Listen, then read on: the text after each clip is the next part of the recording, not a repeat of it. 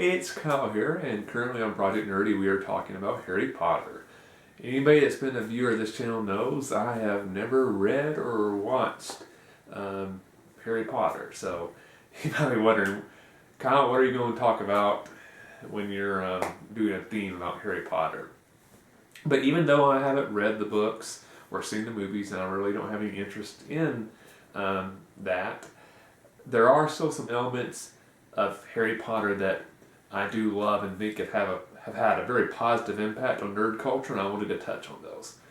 So first off I think Harry Potter was very influential in kind of being a part of the rise of nerd culture, and basically the huge increase in popularity and acceptance of nerdy things being mainstream popular.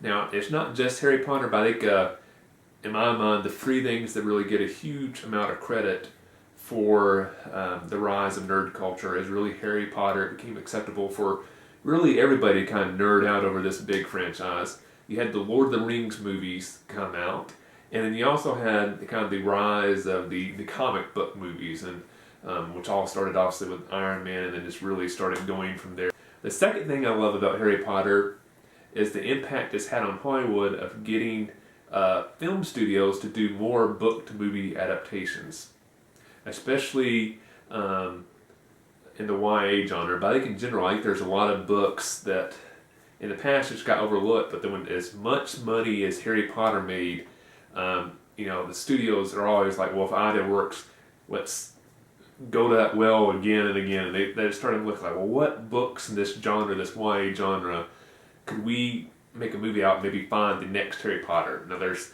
obviously some of those movies did not turn out well, but other ones turned out awesomely. Probably the best example would be the Hunger Games series. So definitely I think Harry Potter deserves a lot of credit for getting a lot of book to movie adaptations made that without the success of Harry Potter probably would have never been made.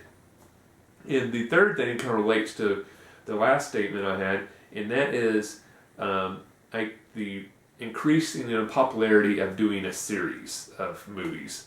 Now, I'm not saying there wasn't series, from trilogies to longer before Harry Potter came along, but I think the success of Harry Potter really got film studios to look at, and also again, like Lord of the Rings also deserves some credit for this as well, of, hey, instead of taking a book series and compressing it into just one movie, let's look at doing a longer series. So instead of the Hunger Games from the start, like, let's compress all three books into one movie, which I think would have been more likely to Hollywood to do that in the past, versus when Harry Potter were going like, oh, we can actually do a movie per book, which I think has been very, very positive, because a lot of times when you try to jam too much into one movie, that can result in a very bad movie. So the idea of each book getting its own movie, I think, has been very, very positive. So even though I haven't read Harry Potter or seen the movies, those are some things I love about Harry Potter because of the impact it's had on nerd culture.